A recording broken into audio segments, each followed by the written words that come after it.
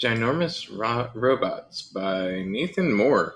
So yeah, I've been using the YouTube Studio music library, to pull my my intro music for the day. And look, it's Charles joining us. Hey, Charles. You're still muted. Hey. I have a 2-camera setup today. Oh boy. Well, really 3-camera setup. How are you doing today? Pretty good. Gearing up for my trip. I'm not going to Tennessee because people guilted me out of that. They're probably right though. I probably shouldn't go into a COVID hotspot. Because I'm a very social bird. It's probably a good idea for you not to go into a COVID hotspot, yes. Yeah. I figure if they have the amount of cases around where Philly has, it's fine, although some of these places are smaller than Philly. So per capita, it's probably not like the best, but it all turned out the best because I have friends who live in Michigan who I always wanted to like go and visit them at their lake, and I finally get to do that. I won't be staying on the lake, but I'll be staying like half an hour away, and it's easy to get there. I don't know, but we'll be like getting drunk. So I'm just like, is Uber going to be a thing out there, especially during COVID? Like last night, it took me so I tried to do Lyft. Like I looked at Uber, it said $36. Lyft said 19. So I'm like, let me go with Lyft. And then Lyft just did that thing where it's like finding your driver. And you're like, for like at least 5 minutes. And I'm like, whether you found a driver, you didn't. So luckily, Uber went down in price, so I guess it all depends on where you're at. So was this in Philly? Yeah. So I just like rolled the windows down and stuff. When I got home, I washed my hands immediately. Like, what are you gonna do? Although I did walk around after I got my drinks, and if I would have thought about it ahead of time, be like, yeah, could have just done that. So. Morning, Meg. My associate producer, who I've hired for a production company, just joined us via Facebook. Nice. So yeah, I've recently started doing some work for Philadelphia Unemployment Project. I don't remember if I announced that last week. I think didn't you announce it on like Facebook? I did announce it on Facebook. Man, I tell you what, working with the city, the Philadelphia Unemployment Project isn't a city program, but we work with the city a lot. And working with the city is like, they make it as difficult as possible, because I've been trying to get light thieves stuff sorted out. And good morning, Jay. And like, so that we can work with the city. And yeah, I've had to enter the same information in so many places. It's been crazy. I don't know. I don't know, man. This is why people don't try and do things through the system, because the system sucks. Yeah, there's that.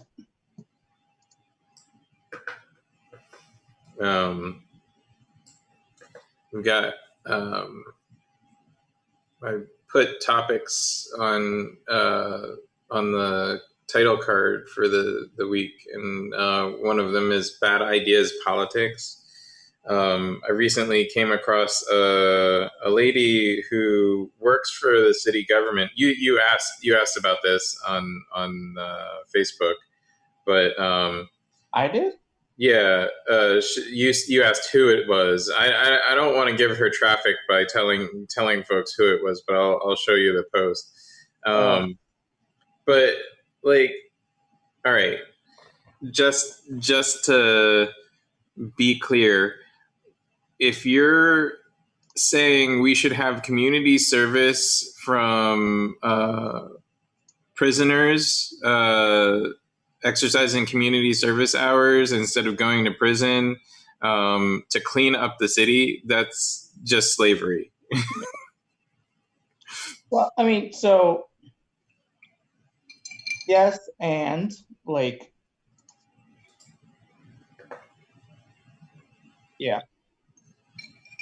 I'm on the fence about that in the sense of like, if it's like, all right, like literally their choice is those two things, then I'd rather them just be free and do community service. But then again, like, then there's that like, but then there's that whole exploitative thing of like, all right, now they're not in prison and we're not introducing that, but we're just basically introducing a free workforce, and we are sort of, it's like the whole like workfare thing. Like instead of providing jobs for people so that they don't have to be on services, we basically tell people that they have to do these jobs for like the little services that we give them. You know, it's a real shitty deal. Um, but you know, yeah, like I've done community service one time for a little infraction for the law, and I don't know, it actually wasn't that bad. It was like you go clean up a park, you like talk to people. I was like, it's like surprisingly like it's good to like, you know, be outside. But yeah, those people like that, like some of those parks and like organizations, they definitely like just like depend upon that labor, you know. um, Even if they don't use it the whole time. It's like one I of them was think like, I think I'd be okay with community service as a punishment if folks got paid minimum wage for it. hmm, Because what folks don't realize about community service, like initiatives, is that that's the prison system earning money. Uh, the whatever prison system provides the labor, whatever judicial system provides the labor, or carceral system provides the labor, it's a company, and they get paid by the local municipality or local group to provide the labor. really? Yep. Why would like? I thought it was just like, I don't know. I got a letter like, here's where you can do community service, or here's where you can do community service. Yep. Nope. It's not volunteer. It's not free. It's fee based, and so those that's how those organizations operate. And to be fair, there are good organizations that operate on a community service model. That's a good comment, Jay. Somebody said instead of community service, turn it into a job training and placement model. That makes sense. Yeah. People don't get paid when they're getting trained. You could turn it into like an apprenticeship or something like that, and you still have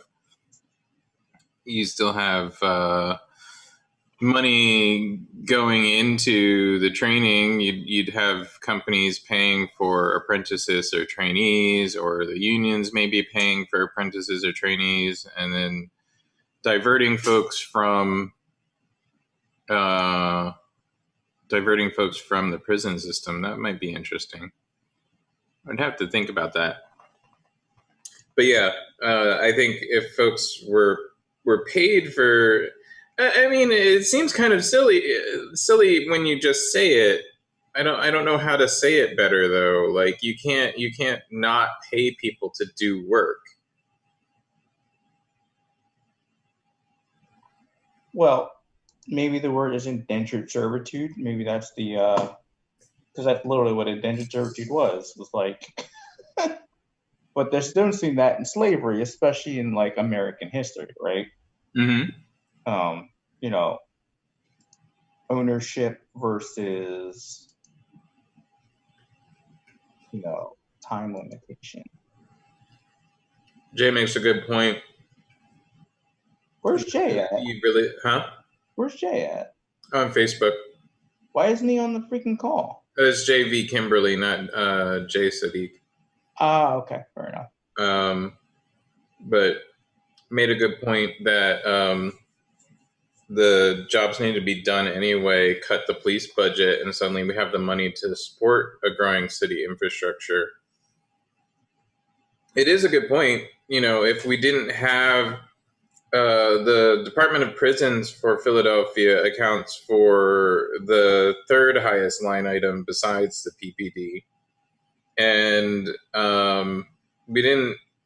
nobody had thought of any leverage against that part of the budget to ask for cutting that part of the budget. But combined, the PPD and Department of Prisons accounts for an even greater chunk of the Philadelphia city budget. Why are we continuing to invest money in organizations that are literally failing at their duties? It doesn't make sense to me, but. So, what are these community service jobs anyway? Specifically? What do you mean? What are we talking about here? Are we talking about basic municipal services, or are we talking about, I don't know, a block cleanup, Well, I mean, it doesn't matter what folks are doing when they're doing community service hours. Community service has always been sold as a viable alternative to the prison system. So a way to rehabilitate people without sending them into the prison system. I find fault with that, but that's because it becomes indentured servitude or slavery. So I mean, I say slavery because it's a hot button word. It gets people to react. You like hyperbole. I get it. I don't think it's full hyperbole. No, just enough hyperbole. Hyperbole. It's just enough. I mean, the whole thing about hyperbole is it's supposed to provoke a response, right? There's nothing necessarily inherently evil about hyperbole. It's just when you use hyperbole and you don't know that you're using it, or you're not admitting it. It's perfectly fine to say something to provoke a response, but just enough that it keeps the conversation going. It's not like you're gaslighting or anything. I think maybe I should make that my new tagline, just enough hyperbole. There you go.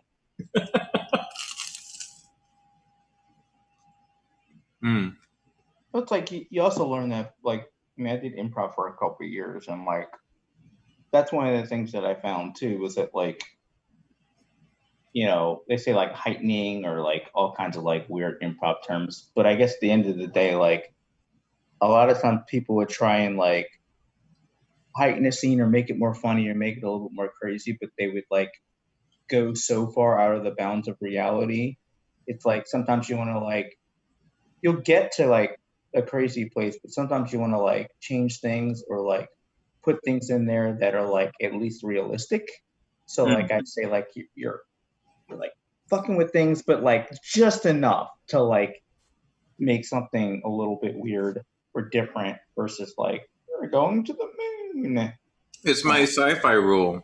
Sci-fi isn't good unless you only change enough of reality, one segment of reality. Yep. You can't rely on Star Trek works because the only thing that they changed about reality to make it science fiction is gave the universe an unlimited source of energy, unlimited source of harvestable energy. Well, doesn't the universe already have an unlimited source of harvestable energy? Nope. It's harvestable. We just don't know how to harvest it yet. No, there's a finite amount of energy in the universe. Oh, meaning like even if we get all of our energy from the sun, technically you could suck all that up. Right. Fair enough.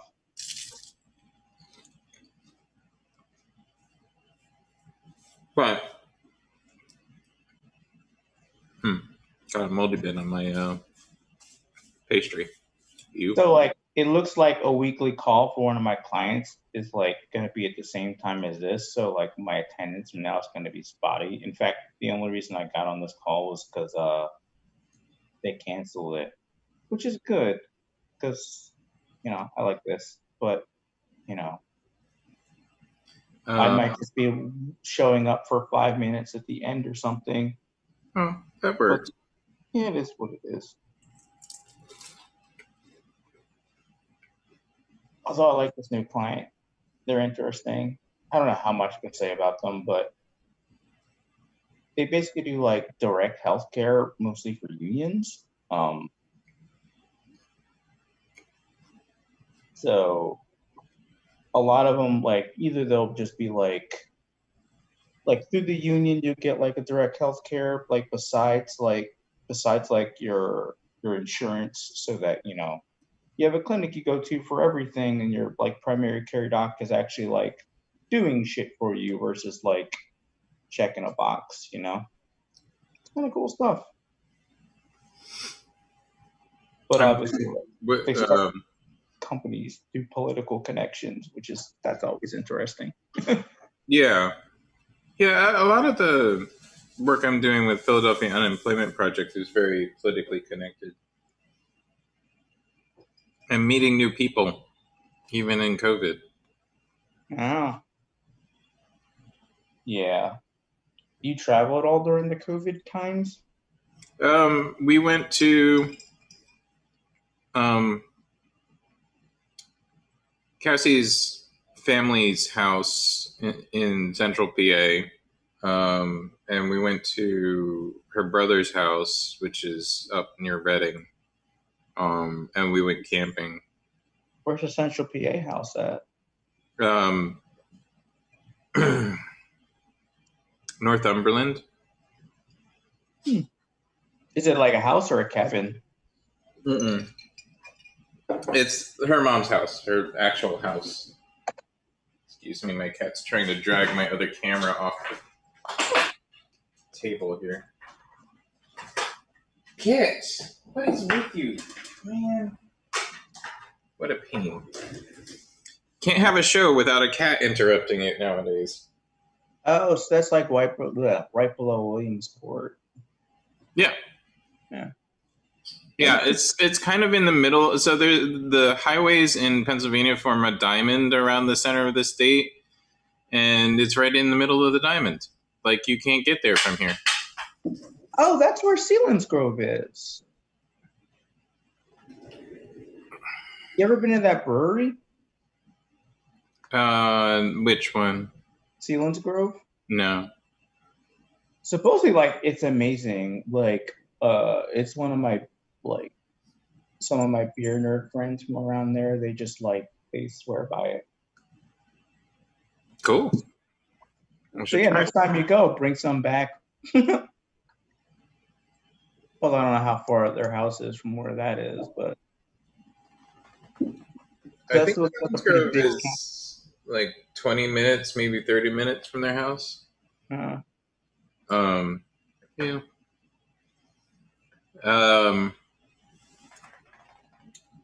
Did I talk about pandemic mortgage assistance on the last call? I always forget what I cover. No, but my friend told me about some rental assistance thing, but I last night, because like she does like help someone manage properties, and I have to look into that too, just in case my tenant can't pay. Then I guess like you can mute, like for the rental assistance, I guess you can mutually say that they can't pay, and then like they'll pay their rent for you, which is like awesome. So the one rental assistance program, which is in phase 2 in Philadelphia, but it's a statewide program for phase 2. So it's not really phase 2 for it's a long story. Philadelphia City had a rental assistance program, and they called that phase one. And then the state did a rental assistance program, which is the city is calling phase two of their rental assistance program, but the state, it's just their rental assistance program.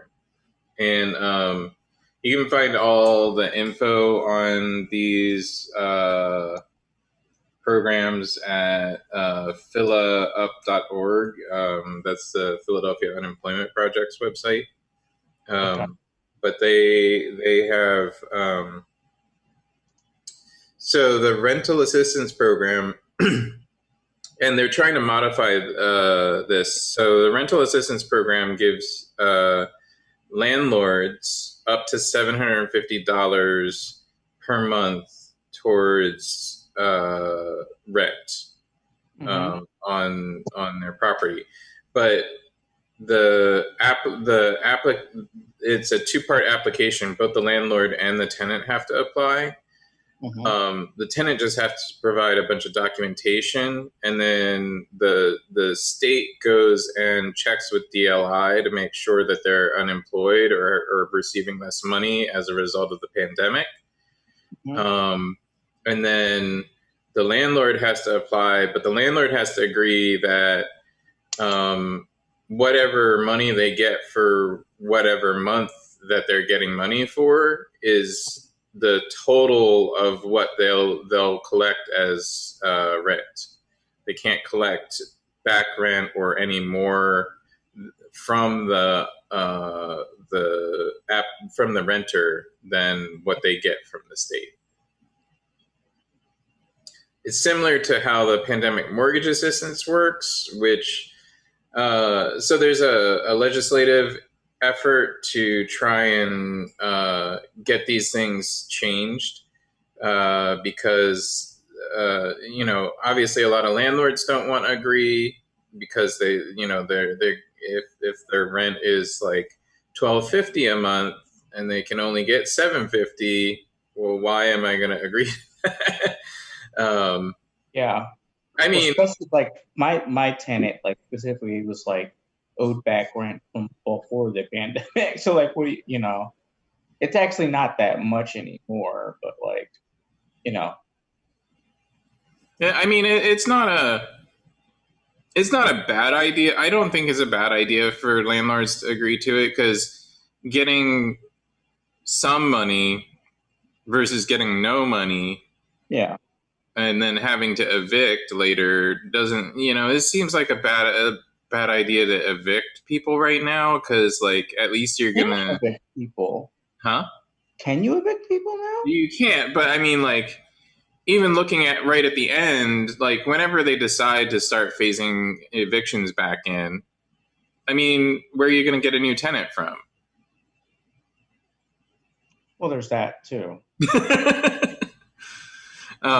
So I'm like, it doesn't make sense to me to even be thinking about eviction right now. I have an aunt who does like landlording as a business. Like she invests in rental properties. And I'm sure she'd be appalled at the idea of not being able to evict people, but I don't know. I don't know what to tell landlords. Like there's no, like if you're a landlord, you're fucked right now. Yeah. Luckily, like me and my tenant have had issues in the past. I think we've talked about them, but like and she might use stuff like if there's gets water in the basement when there's a freaking tropical storm to like try and get some money off rent. Like stuff like that, where like I get it, but nah. She at least makes an effort to pay, what she can, and that's all that I really like. Like that property was just more like that was the home that I bought, and I'm just like kind of biding my time to figure out what I want to do with it. Like if the mortgage is paid, like right. Yeah. So yeah, so I'm like, as like much as I like, it's been a cause of stress in the past. I have kind of felt that I figured out how to deal with her, and it's better. But if she was like one of these people that like straight up didn't want to pay, like she could just stop paying right now, and like for the next 6 or so months, I would just be screwed. Like I mean, there's nothing to stop her from doing that. Like now, one could say, all right, that'll mess up her credit score and this and that in the future, but like I don't think her credit was probably, I didn't check her credit before she applied, which I probably should have. I go back and forth on whether that's a good idea or not. I've always been an advocate of decoupling credit score from rental. It doesn't really make sense to me, but Well, I can see it both sides, but why? if so when you credit score is not an indicator of responsibility as much as they'd like to say it is, and it's not an indicator of social responsibility. It's not an indicator of social responsibility, I should say. It's somewhat of an indicator of financial responsibility, but like your average I think the average credit score in the US right now is something like 680. And that's crap, like, as far as credit worthiness. And even if you just have a couple of 30-day lates on your credit. Oh, it screws you. Like when that I had a 90-day late, but it was like literally one of those credit cards that I like forgot about, and I think I had like one small payment on thing on it, and I'm like screwed. Go ahead, sorry. Yeah, no, but yeah, it'll knock your credit down to nothing, and then and that affects, in the modern era, that affects your job availability, that affects your availability of housing, that affects everything practically. And it's not, we need to, I mean, I get landlords need to do their due diligence, but you need to, I don't know. I think about this from two sides because, I don't rent out my house right now, but it is one of the things we've considered, because if we move somewhere, I don't want to get rid of this house. I want to keep this house. I like this house. Yeah. Put a lot of customization into it, but I also don't want it to sit empty. I hate properties that just sit empty. You could do Airbnb. Yeah. Airbnb, housing people hate Airbnb because it takes viable housing off the market. But what do you mean by what housing people? Like housing justice people, like, it takes an Airbnb on a block like this is 3,000 square feet. It takes, basically housing for 3 people off of the market. Yeah. Whereas if I was to rent it on even a short-term rental, like a 6-month rental or something, it is providing housing to somebody who's actually going to be living and working in the city. Yeah.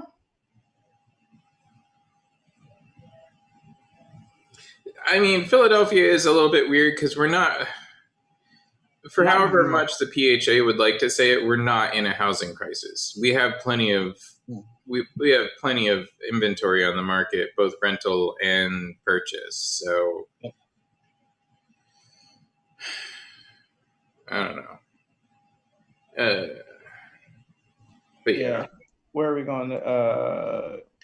I go back. Like I wouldn't completely discount somebody if they had a low or average credit score, but I think it's like a start of a conversation. And I know it's like shitty to get into people's finances when they're trying to but this is also like, not my livelihood, but I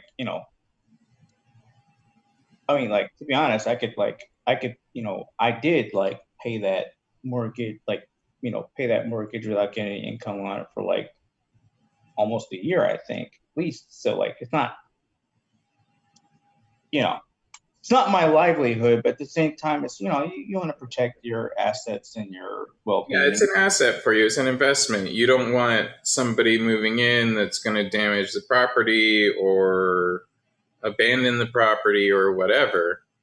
Yeah, I get it. I mean, I think about that all the time with this place. Like, if I had somebody move in, I would want to know that they're not going to, break holes in the walls and damage the pipes. Yeah. I mean, even we've had roommates a lot. My nephew was our roommate for a number of years, actually, far longer than he should have been. But it was supposed to be like a year-long lease, and then he ended up staying for like 3 years. But as long as he's paying you for 3 years, then yeah, he was paying. He paid regularly. That wasn't the issue. The issue is we wanted our privacy. But even just that, there's wear and tear to that part of the house that was avoidable. And if you're a homeowner and you've done the work of fixing things in your own home, then to avoid those problems.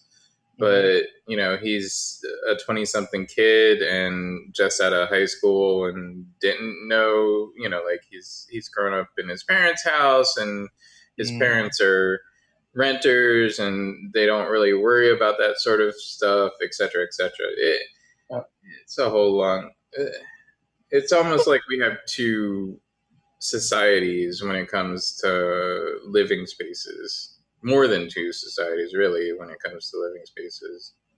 Well, there's like two major categories: renters and owners. And then among renters, it's like, are you renting because you have to, or are you renting because you are mobile, or are you renting because you don't want the responsibility of a property? I mean, the whole point behind my nephew living with us was, and what I kept telling him was, save up your money and buy a place. Don't pay $1,500 a month for 1,250 square feet as a rental. You're just dumping your money. Versus you can buy a 2,000 square foot house, a 2,500 square foot house, and end up at the same monthly payment. And if you've saved up during your renting in my house with like barely any rent, to be honest, like he was paying almost nothing. I think, we didn't charge him out the wazoo.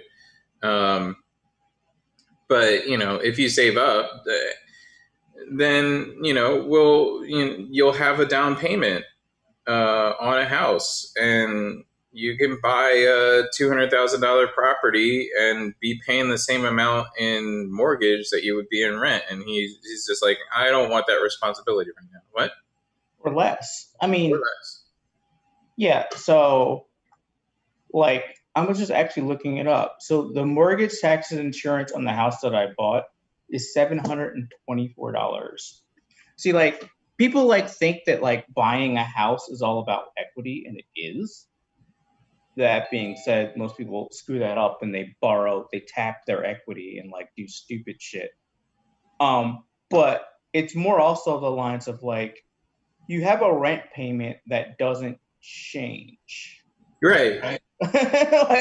Ever. Think about it that way. Because I've spent, tens of thousands of dollars on my house. The plumbing line, the sewer line, it's like that. Oh my God. That's like 10 grand and you don't even see it.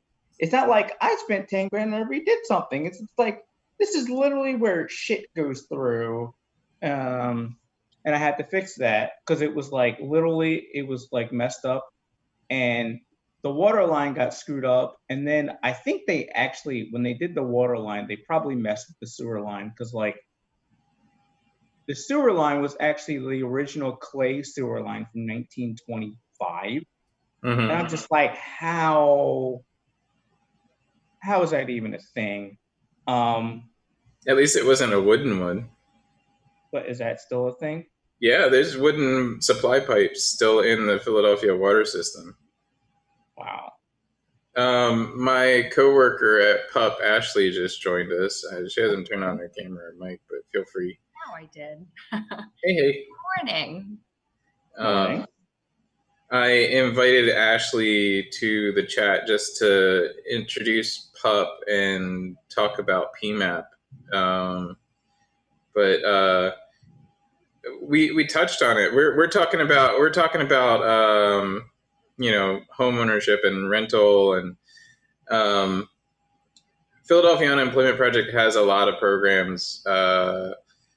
What were all the ones we listed on that flyer, Ashley? Oh my gosh. I can pull it up real quick. Okay. Tons. But yeah, we both just joined Philadelphia Unemployment Project. Last week, Thursday or something like Wednesday, yeah. Wednesday, yeah. So we've been there for 7 days, and we're like, they're like, oh, do all the things. I'm like, okay. It's fun. I mean, it's fun and it's challenging, because basically our entire roles are to, market this program that's ridiculously important for Philadelphians, and not a lot of people know about it, or the information they know about it is so, as James says, kind of convoluted, and it's kind of a mess. So we're trying to make it a lot more easy to understand, clear, so that people, number one, know about it, and number two, can easily apply for it. So just trying to spread the word, get it out there. Yep. But I think you already touched on one of them, because you talked about the rental assistance program. So that's one that we listed. Of course, the foreclosure diversion program, although that's not a PUP program as much as it is, a city program, right? The diversion. Mm-hmm. Yeah. But yeah, so I don't know. I kind of, when I came back on, I was multitasking while you guys were talking, but my background is in Habitat for Humanity. So housing, has been, housing is on my radar constantly. So I'm not necessarily familiar with it in Philadelphia as I am, in Jersey, because I live in Jersey and I worked in Jersey for almost 10 years. So I'm just coming on the Philly scene. Is Habitat still taking volunteers during the pandemic? It depends on their affiliate. It depends on the affiliate. So we were just on a call with Greg from Philadelphia Habitat, and I should have asked that because I was just genuinely curious. I know the one in Burlington County, New Jersey, is not. Yeah, just because it's hard, you can't get like a big group of volunteers out there working, sweating and sneezing and coughing all over each other. Yes, and I did a Habitat day through Team Rubicon, and even this is pre-pandemic, obviously, but there's way you can social distance and wear your masks and all that stuff. But actually, I was like, yeah, maybe that's a thing that I could do. So yeah, I'll call them. I've been trying to do it, but they want you to do an in-person training. Hopefully, if they did it, the training would be remote, because then I would have to be in South Philly at 8:30 in the morning on a Saturday, which is draconian, I believe. But sorry to divert your conversation. Well, now I'm texted me. I didn't see your text. Oh, that's all right. I was just I'll hop on anyway. Team Rubicon works with Habitat a lot, right? Yeah. They do all of the emergency disaster relief and things like that, right? Yeah. You guys are hardcore. I love you guys, because every time we enlisted, we asked for Team Rubicon. Yeah. How many people do you need? And we're like, I don't know, up to 10. And they're like, oh, well, we can send you 200. Whoa. Jay Kimberly said on the Facebook chat that they were talking to the director of development for Chester County Habitat, and their national office is only allowing them to bring in pre-trained volunteers or people with long history of volunteering. Okay, sounds good. So I don't know what counts as long history of I have a pretty long history of volunteering. I've been doing it most of my life, I think with them is what they mean. I think they mean uh, they're core volunteers. So like a lot of times what and actually you can correct me if it's wrong. This is right, Team Rubicon, which I've only done a couple of things with, but like why they're different is like a lot of times you'll get these like corporate groups or these like just groups in general, and like it's either for them it's a day off of work or a day off of school, and they don't know what to do, and like you're spending more time organizing them like between their coffee breaks. And Team Rubicon just like they're mostly military, so they're like, oh wait, what's the job? All right, let's get it done. And then like you're done in like half a day, because they're like, oh, I guess we don't have any more work for you guys. you could do the same thing. Like we could do the same thing with theater group volunteers. Whenever I get together with a group of volunteers that's all based in like theater or any of the trades, really, you get you're all mission based already. So like if somebody goes, okay, here's the job, and everybody's like, all right, what do you need to? Here's what I can do. What do you need to do? There you go. Let's go do it. Okay. All right. People who strike sets in theater, like not like not pure talent, right? Like Yeah. I if you guys are looking, I love you, my actors and actresses, but like no, I you get the artistic side involved a little too much. They just kind of it devolves into navigating feelings and navigating how we need to be motivated. Yeah, no. What are some of the other ones? We have pandemic mortgage assistance. We have rental assistance. We have rental diversion is a new thing that's coming out that landlords are going to have to deal with. And rental, it will help renters. So they're going to be doing a non-legal based, like not like it won't be like a court thing. It'll be like a diversion program headed by like folks that deal in sociology and stuff, not legality. But they're gonna at least the city of Philadelphia is going to institute a rental diversion program that basically before you can file for eviction, you have to go through rental diversion, which will be like a consultation between you, a counselor, and the landlord, or vice versa, the tenant, the landlord, and the counselor have to meet and then try and figure out if there's a way forward without eviction. Good. Yeah. That's like peer mediation. I mean, it probably should have been a thing anyway, right? Right. Yeah. Eviction, foreclosure, I feel like all of that should always be like last ditch efforts. You should have exhausted every single option before you're forced to remove someone from their home. Right. And too often that's an immediate option because it's easier to get them out and then get a new tenant in versus actually working with, the existing person that either owns or rents the house. Yeah. I think certain folks need to acknowledge also that they're just not a viable landlord. Like, yeah, I'm not very good at it. I mean, I'm getting better. You're fine at it. You have to be somewhat political in how you are able to deal with people. You have to be able to deal with people who aren't exactly you. Like, yeah, your typical. You have to be the opposite personality of like what do they call like the community, like when you organize a bunch of houses together into an agreement that like co-op? A homeowners association? Yeah, thank you.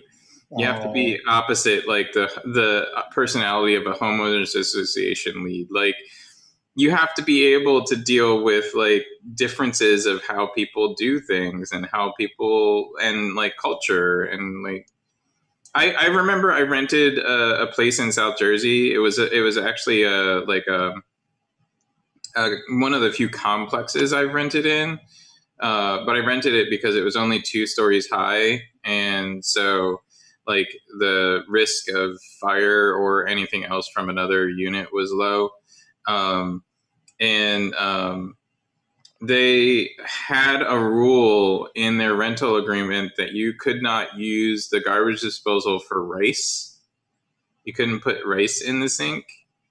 And I was like, I don't understand this rule, and I'm going to violate it because I eat rice plenty often, and it goes through a garbage disposal just fine. What, And like dry rice or wet rice or both? it was non-specific. Did you ask, like, why is this in the agreement? Oh yeah, I asked. I asked on the introduction tour, and the introduction tour was given by one of the maintenance, the head of the maintenance department, because he had the keys, I guess. I don't know. And he was like, "Oh yeah, we put that in there because we had several tenants like irreparably damage their sink systems with rice." And I'm like, "That's kind of impossible." And he's like, "Well, I don't know what it was, but it clogged up the garbage disposal, and we had to replace like 4 garbage disposals in the last year." I'm like, "Yeah, that's not why you had to replace the garbage disposals. Maybe they all like reached end of life, but." No, I mean, I literally like just Googled it, and like this is not like a 5th page on Google problem. It looks like it's an actual thing. Really? Yes, like I mean, I've never heard of it either, but like, yeah, like how did this all? Garbage disposal is like designed to deal with like bones, rinds. Well, the problem is that like those things can turn into a paste, and also like I think if you think about it, they can turn into a paste that then can cake up and all that kind of stuff. I can see why you're like, what the hell, but like it seems like this is a common problem. Like I mean, my mind jumped too. Like we don't want rice people in our, but like. I still don't. I mean, how much rice are you putting down the garbage disposal? And the guy did say and he's a maintenance guy, so he's like kind of old school like worker personality, and he was like, "Yeah, you look like you're responsible enough. Like you know what you're doing. I don't think you're gonna clog up the garbage disposal, and I'm sure you can figure it out even if you do." Yeah, but actually, like I paid to get when my garbage disposal got stuck. Most of the times your garbage disposal gets stuck if you like get something in it, or just sometimes you just have to like not even something in it. Sometimes it just gets a little stuck and you just gotta do that Allen wrench thing at the bottom. Yeah. I think so. I did replace my garbage disposal, but I had it for like 10 years before I did, yeah. I've replaced a lot of garbage disposals. It's an easy job, but I don't know. I guess it's a real thing. I just like I can't believe it's a real thing. Yeah. How much are you putting a whole pot of rice down your garbage disposal? I don't. Who knows? Anyway. Yeah. Sorry, we get sidetracked a lot on this show. Hey, I like it. I'm like, now I know just to add it to my list of things not to put down the garbage disposal, because I'm already screamed at by my partner when I put like lemons down there. He's like, it corrodes the lemons are great. No, lemons it gets rid of corrosion. Got it wrong. No, lemons are fine. Lemons are definitely fine. Rinds of any fruit are definitely fine. I'll yell at your partner for you. I'll just be like, no, Lemons are good, and they smell good, and they make the kitchen smell good. No. My partner is an engineer, and she loves putting lemons down the garbage disposal. I'll tell him, I'm like, listen, 2 people today told me it was all right. You're outvoted. But now, does like being able to like engineer the steering on an aircraft carrier like also like make you qualified to know what goes down a garbage disposal? Because like you think those things would be transferable, but they aren't always, you know? So throwing that out there. The engineering mindset is kind of transferable though, like for most things. Although I admit I would never think of rice as a problem for I can see where once you mention, you know, turning into a paste and then getting stuck in like the corners of the thing, I could see where it would become starches in general. But yeah, no, I would that's got to be a lot of rice. That's got to be a lot of rice. Yeah. We're talking. We have like nine minutes left, or 6 minutes left. I wanted to talk about Kamala Harris. I've seen an interesting cross section of reactions on my Facebook feed.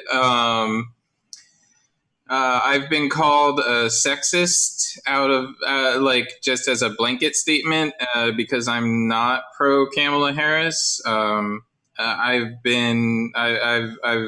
seen a lot of reaction in the Black community as, yeah, I'm mad, but I'm gonna still vote the Democratic ticket. I think this was possibly the worst pick for VP for the reason that you're just going to drive down Black voter turnout. Yeah, I think it's like I think it's the same thing as the Clinton pick, to be honest. Like the Clinton pick from 4 years ago.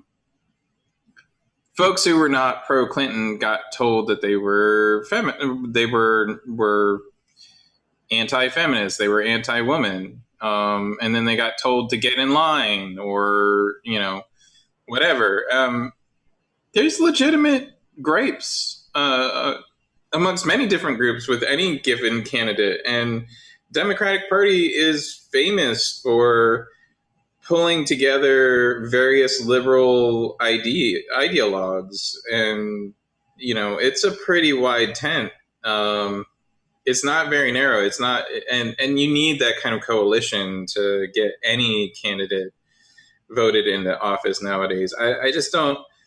I think if the DNC doesn't learn its lesson from the Clinton campaign, and if we keep pushing this kind of Dixiecrat law and order is the only way forward kind of thought process, that if we don't at least recognize the arguments against a law and order candidate or multiple law and order candidates in this case, that if we don't at least recognize it and debate it, then and just say, get in line, you know, Trump's the greater enemy, I think that we have a problem.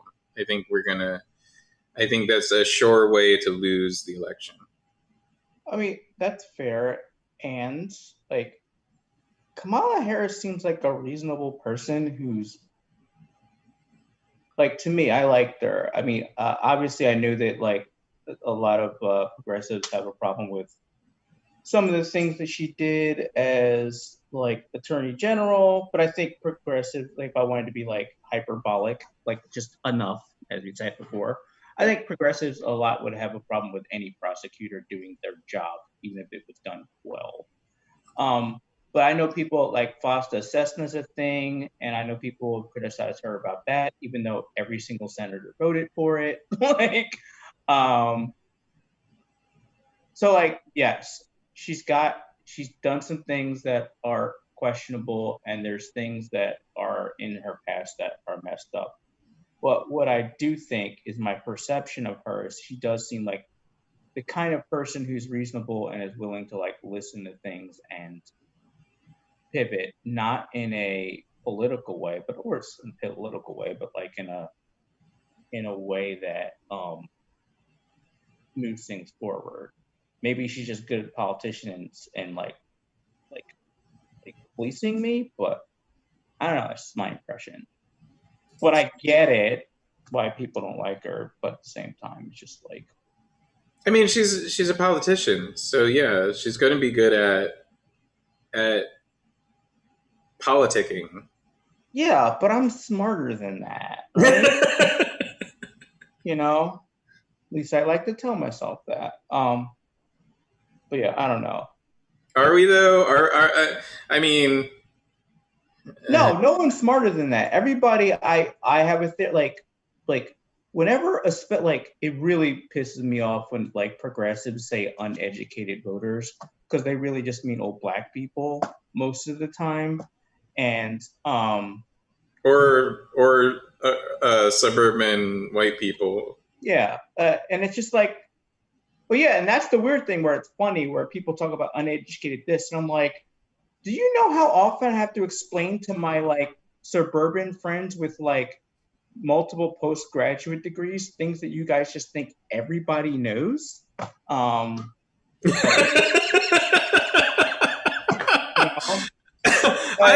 So wait, no, because that's kind of funny. Just because that's one of the reasons I started doing this as actually like a podcast instead of as just like a Zoom meeting where we just get together and bitch session, because I realized early on that like getting these voices together, however much we actually get viewership, which isn't a lot. It is what it is. You know, we're a little podcast. We just started. But however much we get viewership, folks will hear a voice that they don't normally hear. Yeah.